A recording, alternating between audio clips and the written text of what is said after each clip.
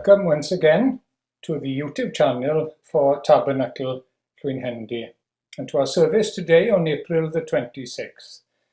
And we pray that this service will be pleasing to God and also be a blessing to each and every one of us. We'll begin with Psalm 117 as a call to worship. Praise the Lord, all you nations. Extol him, all you peoples. For great is his love towards us, and the faithfulness of the Lord endures forever. Praise the Lord. Our reading today comes from the New Testament, from the Gospel according to Mark, chapter 10, verses 32 to 52.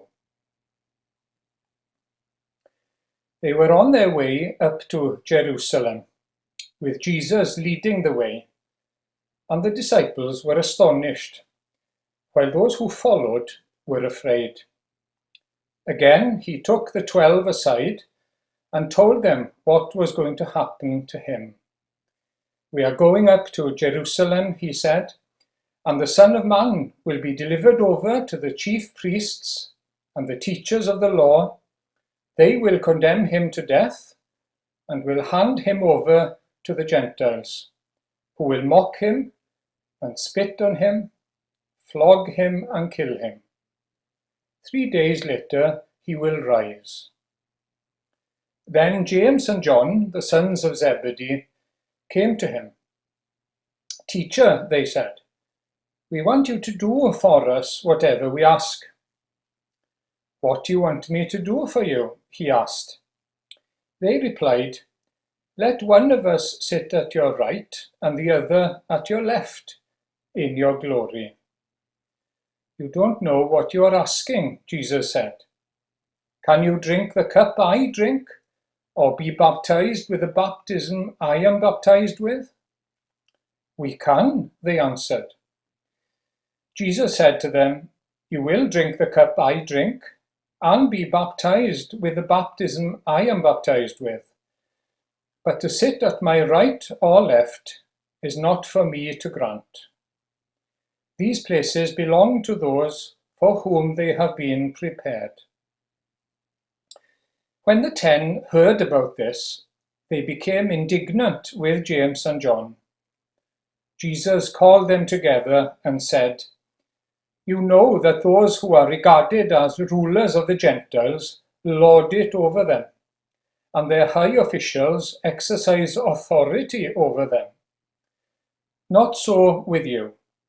Instead, whoever wants to become great among you must be your servant, and whoever wants to be first must be slave of all.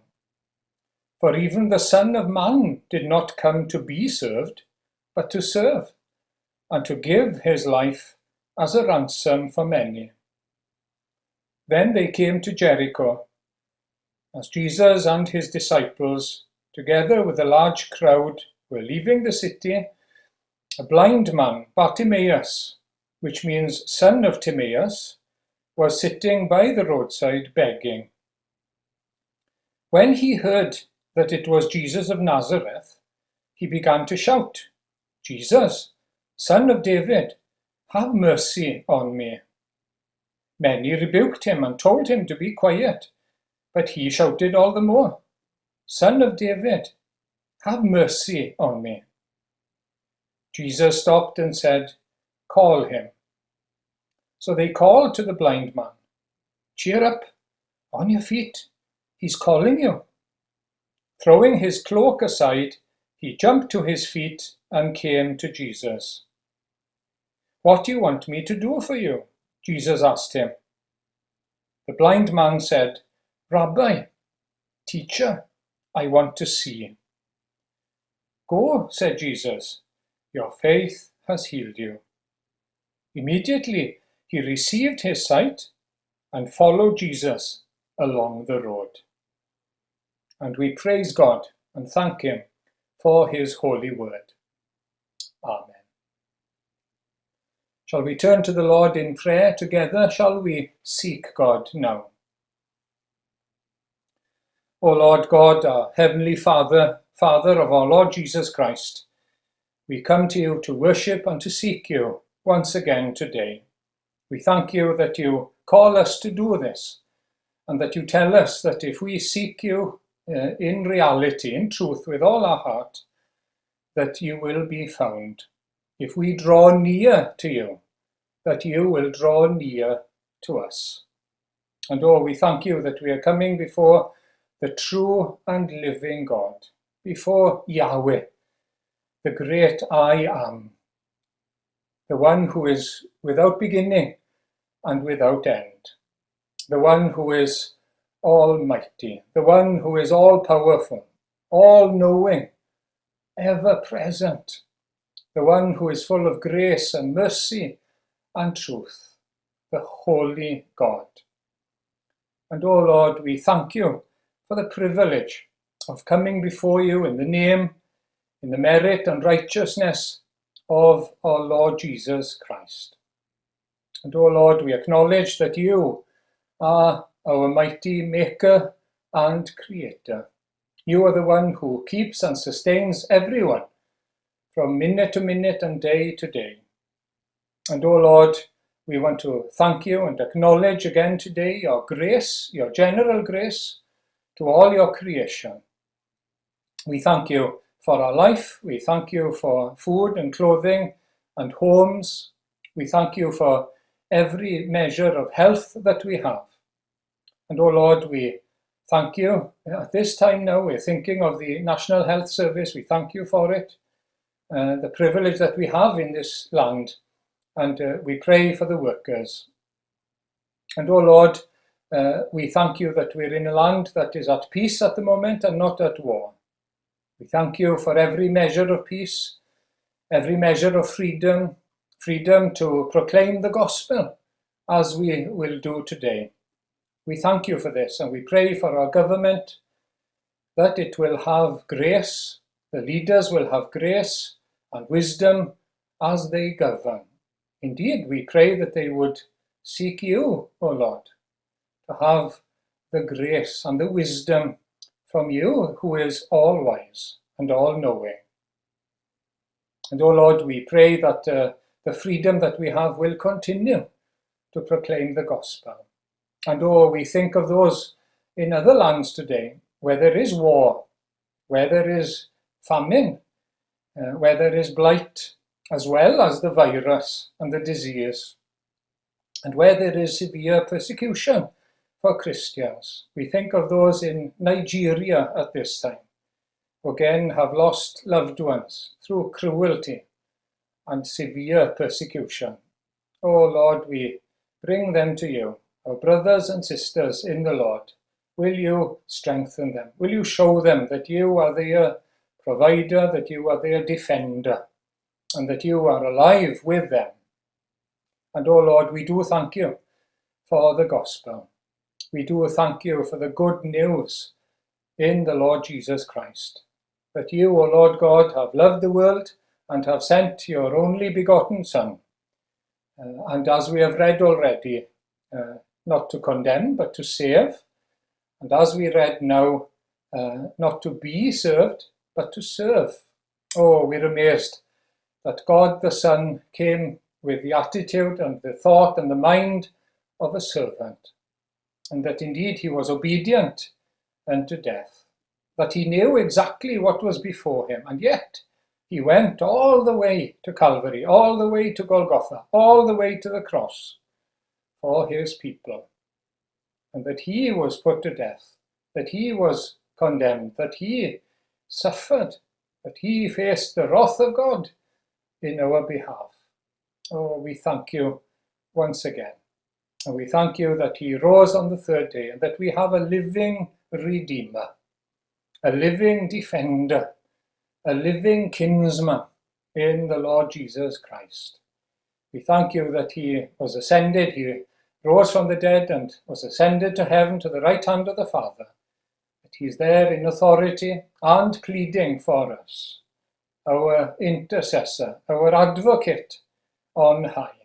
And oh Lord, we thank you that through him we have the privilege of the children, the sons of God, that we come back to you as our Heavenly Father, that we have life in Jesus, life with God, in a relationship with God, and that we know that you, O living God, as Judge, is our Father, and that you smile upon us through Jesus Christ. And, O Lord, we ask now that you would speak to us through your word. We thank you that as our Redeemer, that you restore so much to us, much more than we have ever lost. We thank you that the Lord Jesus came to give sight to the blind, so that the lame could walk again, so that those who were dead could be brought back to life, that those who were captive could be made free. And we thank you that all these, the signs, the miracles that he performed, are a symbol of what we receive spiritually in the Lord Jesus Christ. We thank you, Lord, and we ask that you would speak to us and remind us of all this today, and that you would draw us to commit ourselves even more to you, more and more, Lord, to love you more and more, to love each other more and more, and, oh Lord, to remain, to abide in the Lord Jesus. Accept us now, accept our prayers, forgive us our sins, through Jesus Christ, our living Redeemer. Amen.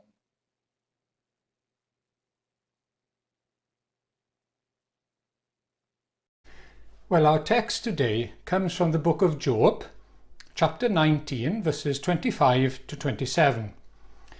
For I know that my Redeemer lives, and at the last he will stand upon the earth. And after my skin has been thus destroyed, yet in my flesh I shall see God, whom I shall see for myself, and my eyes shall behold, and not another. My heart faints within me. Well, here we have a remarkable announcement or proclamation of faith. And it's no wonder that it's inspired hymns, that wonderful aria in Handel's Messiah, and it has been a blessing to the Lord's people throughout the generations. And we must remember, first of all, who said it and where he was coming from. We must remember the context. Job is going through a terrible time. He's going through the horrendous bereavement of losing children. He lost his stock of animals, his servants. He is in great pain because he's lost his health, and he's so isolated as well. His wife is telling him, why not curse God and be finished with it and be finished with him? His friends, so-called, are telling him that God is punishing him for some great sin that he has committed without repenting of. And this context is so relevant for us today, isn't it? In days when many are losing loved ones, losing jobs, losing their income, and losing their health. Other health problems are piling as well. And despite all this, Job has a solid hope in the Lord, his Redeemer, or you could say his defender. He is certain that the living Lord is a kinsman, like a next of kin to him, and that he will take responsibility for him, despite his pitiful state, and that he will stand alongside and on his side, not as a stranger, on the earth in the end. And of course, this is what the Lord God is to us as Christians too, through Jesus Christ. And as we read the Old Testament, we see that the kinsman, the word here translated Redeemer, in Hebrew, Goel, he was a very important person who had important legal rights in Israel. And time and again, the Lord God, describes himself as the Redeemer, the Goel, the kinsman of his people. Let's remind ourselves of some of those rights. The first was that he had the right to avenge death. The kinsman, he'd be the nearest male relative. He's called the avenger of blood. He had the right to take revenge on one who had murdered his relative by going after them and putting them to death. And this was his legal right. Now, because of the devil, and the Lord Jesus called him a murderer from the beginning. Because of him, we have experienced spiritual death, first of all, that loss, that breaking of relationship with God. We will experience physical death, and by nature, we're on the way to everlasting death, which is eternal separation from God in hell. But like the avenger of blood, the Lord God has gone after Satan. And his Son has come into the world, and he's gone to the cross to crush the devil. There was a promise in Genesis that the son of the woman, or the seed of the woman, would crush the serpent's head. And he would be injured himself in the process. And that's what happened, of course, on the cross. And because of this, all who trust in the Lord Jesus Christ are risen to a new life. They're restored to life of a personal, a real relationship with God in Christ. This is what the Apostle Paul says in Ephesians 2, and then verse 1, and then 4 and 5. As for you, you were dead in your transgressions and sins. But because of his great love for us, God, who is rich in mercy, made us alive with Christ. That means we get life back in Jesus Christ. Real life. We get God back. The life of knowing and experiencing God in a real way. Now that means hearing him speak with us through his word, through the Bible. Knowing that he responds when we call to him, as Jesus responded to Bartimaeus. It's not always what we expect, but he responds, he answers prayer. Seeing him by faith, Bartimaeus had his sight restored. And when we come to trust in the Lord Jesus Christ, our sight is restored. We see his love, we see his glory, we see the goodness of God, we see the provision of God, we see the good news of the gospel. We start to see ourselves as we should in true light. And this is new life. We come to a life of friendship with God. God's life poured into our soul. And all this is retrieved to us. It's restored to us, you see, never to be lost again. Secondly, the kinsman, the Goel, the Redeemer, had the right to redeem land, to buy back land. When someone went into poverty, when times were hard, they could be forced to sell land, part of their inheritance in Israel. This was given, of course, you remember maybe, to the tribes of Israel and to the families within tribes as a gift, as an inheritance when they came to the promised land. You may remember in the story of Ruth and Naomi. Well, Naomi has been forced to sell land. Maybe it was mortgaged out. Maybe she had equity release, as we hear of quite a bit these days. And that was because, of course, she'd lost her husband and 2 sons. Now, the kinsman had the right to redeem the land, to buy it back, in the name of Elimelech, Naomi's husband, of course, and Mahlon, Ruth's husband.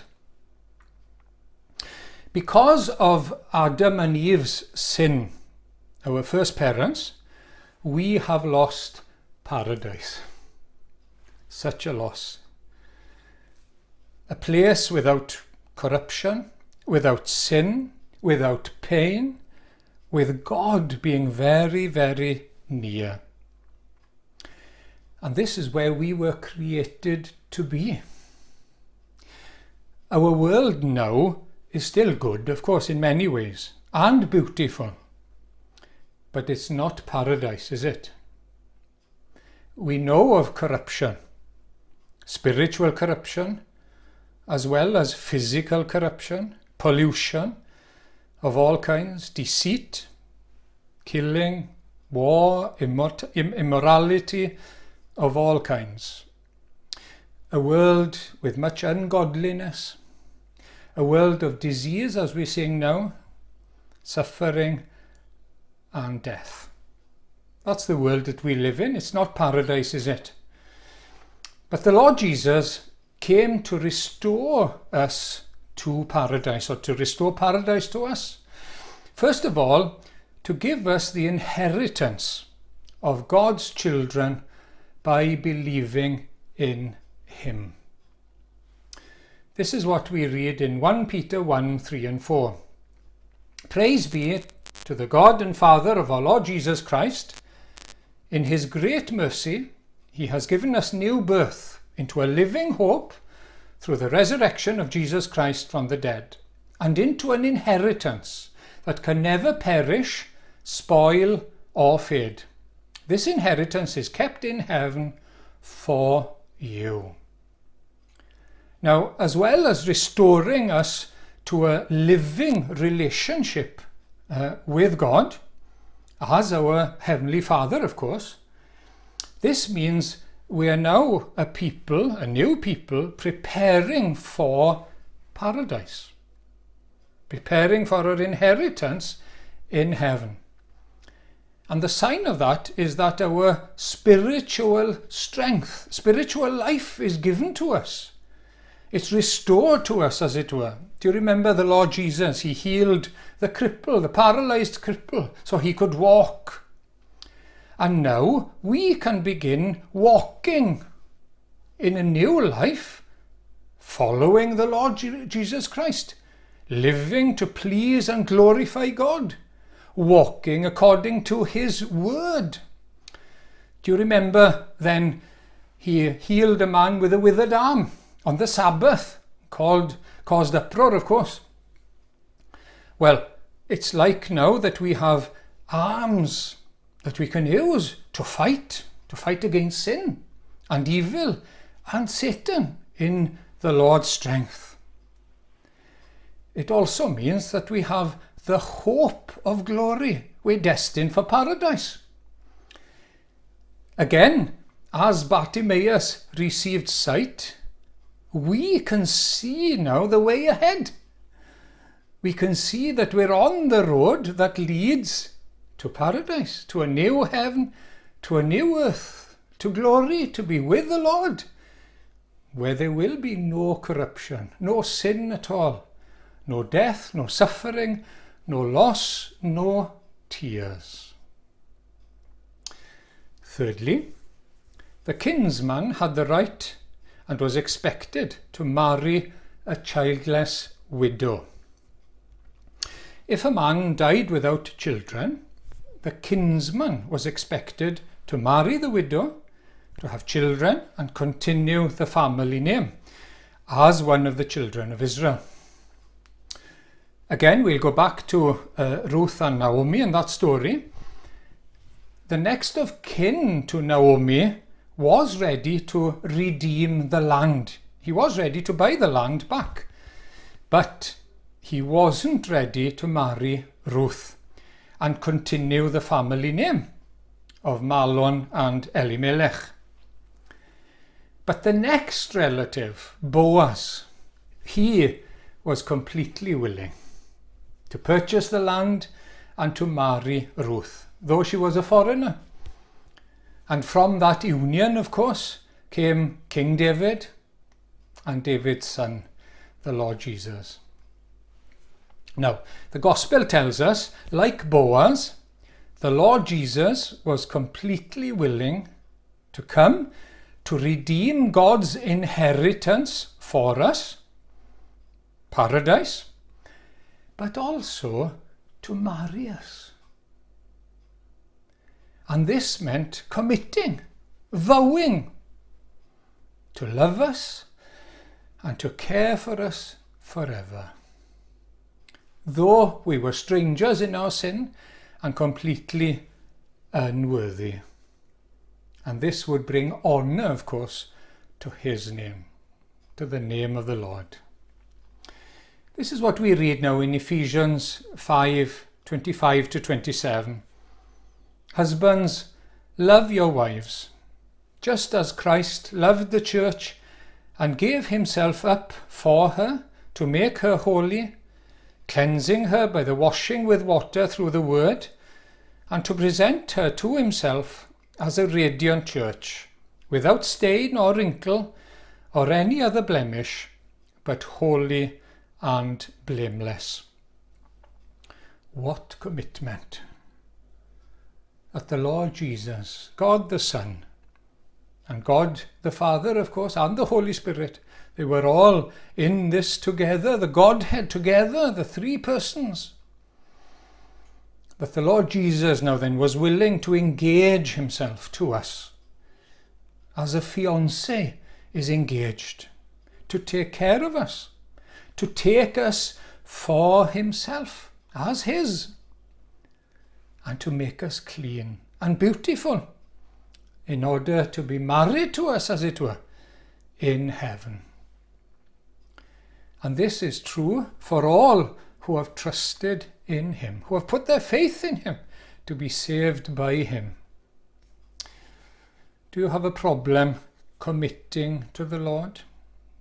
Do you have a problem committing to his work, to his church, to his cause?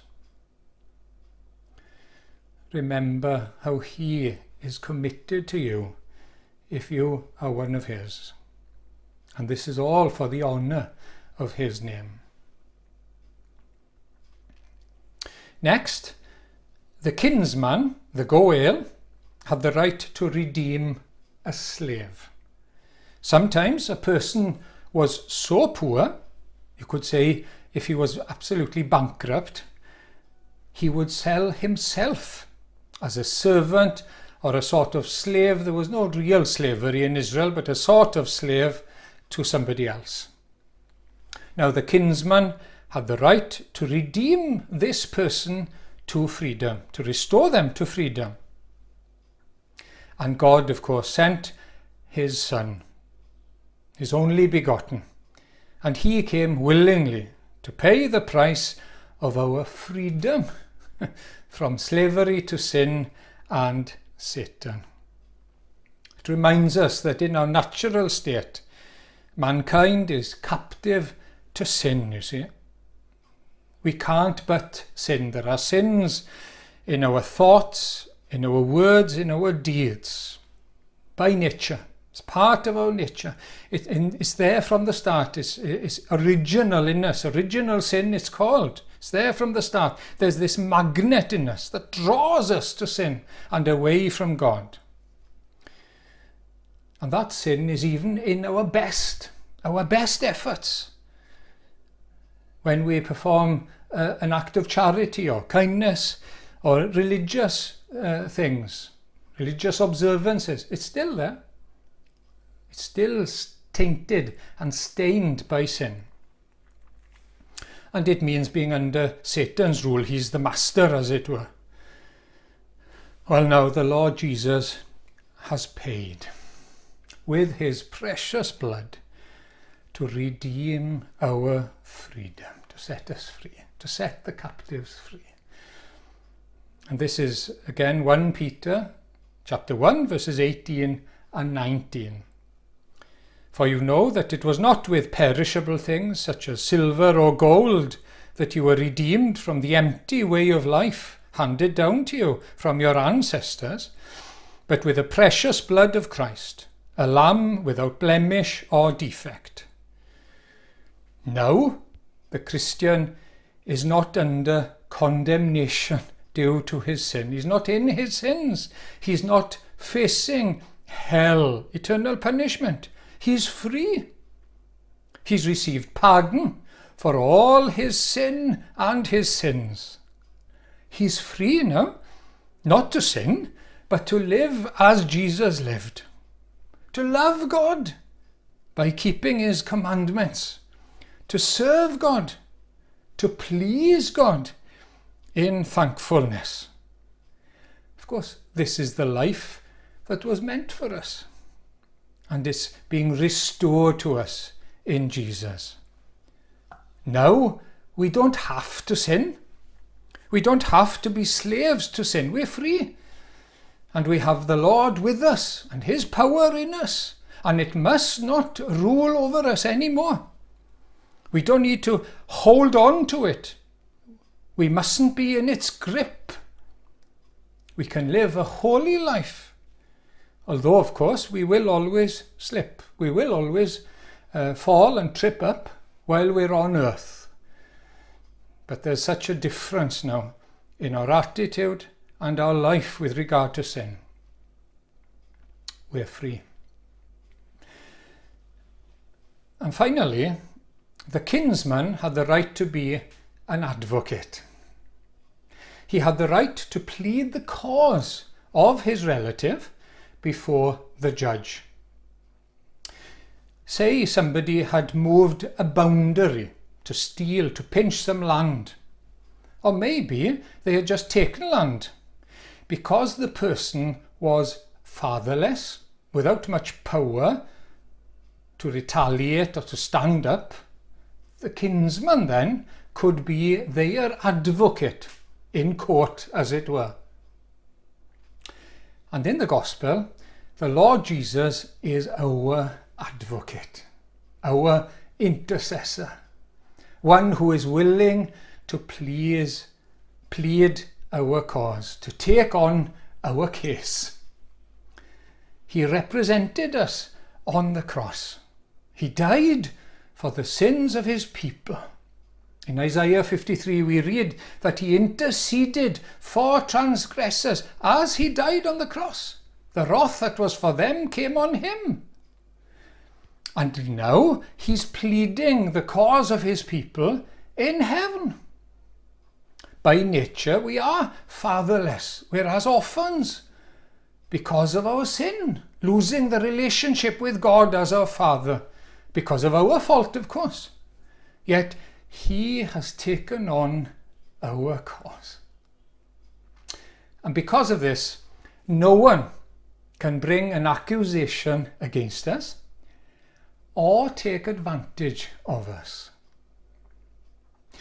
Satan wants to do both. He wants to accuse us, he wants to condemn us, and he wants to deprive us of our joy in the Lord Jesus Christ, our peace as the children of God, and our enjoyment of God, our enjoyment of the Lord. Of course, this is the plight, this is the state of people without Christ, who are still in their sins. They know nothing of these things. And he wants to take them away from us as well now, and bring us back into condemnation. But Jesus' sacrifice, his atonement on the cross, the fact that he's now pleading for us in heaven, that makes sure, it ensures that God, our Father now, is a judge that always decides for us. He's on our side. And he's always smiling on us in the Lord Jesus. This is Romans chapter 8, verse 33 and 34. Who will bring any charge against those whom God has chosen? It is God who justifies. Who then is the one who condemns? No one. Christ Jesus, who died, more than that, who was raised to life, is at the right hand of God and is also interceding, pleading for us as our advocate. Well, we thank the Lord that he has shown himself to be the Redeemer, the Kinsman, the Defender of his people through Jesus Christ. We give thanks today that our Redeemer is alive. A dead kinsman would be no good to anybody. We thank the Lord for his readiness, for his willingness, for his initiative in being a Redeemer to his people, to those who call on him as Lord and Saviour. And we thank him that he restores, he redeems, he buys back, and he restores to us far more than we have lost or we can ever lose because of sin and Satan and the fall. Please remember that. We are hearing now of the terrible problem of locusts in Africa, aren't we? The way they're devouring the crops, causing great loss. And it's not a new phenomenon, it was a problem in Bible times too. And this is God's promise through the prophet Joel in the Old Testament. I will repay you for the years the locusts have eaten. The great locust and the young locust, the other locusts and the locust swarm, my great army that I sent among you. You will have plenty to eat until you are full, and you will praise the name of the Lord your God, who has worked wonders for you. Never again will my people be shamed. There is restoration, you see, in the Lord Jesus. Well, is the Lord Jesus Christ your Redeemer, your Defender, your Kinsman today? If he isn't, ask him. Why don't you call on him like Bartimaeus? Or to go back to the story of Ruth and Naomi, Ruth came to Boaz and laid at his feet and asked him to spread his cloak over her. A symbol, of course, of taking care of her, of marrying her, and being her Redeemer and Kinsman. And we can do the same. We can come to the Lord Jesus. We can call on him. We can lay at his feet and ask, and he will respond. And as believers, as Christians, we thank the Lord that we now experience the fruit of his work for us as our Redeemer. We have a new life. We've been restored to life. Close, real relationship with God. Hearing him, seeing him, knowing his responses. Oh, it's wonderful. A new life of strength in the Spirit, of opposing now sin and evil, of hunger and thirst for righteousness, what's right in God's eyes, and seeing the hope of paradise, a new heaven and a new earth, because we're part of the new creation. We know of the amazing love and care of our beloved, our fiancé, who's taken us to himself. And we know that he's sanctifying us through anything and everything that happens to us in life. He is making us beautiful for the marriage in heaven, where we'll be with him, with God forever. We know something of the freedom of forgiveness, the freedom to love, to serve the Lord, to please him. We thank him that we're not under condemnation. We're not under God's disapproval anymore. He's not frowning on his children. You see. He's not angry with us now. We're not facing eternal punishment. We can rejoice in him. We can enjoy peace with God in the Lord Jesus Christ. We can enjoy God knowing that he will keep us all the way to the end and stand with us at the end. We do thank the Lord, our Redeemer, our Defender, our living kinsman, that he restores to us far more than we can ever lose because of Satan and sin. And to him and to his name be all glory and honour. Amen.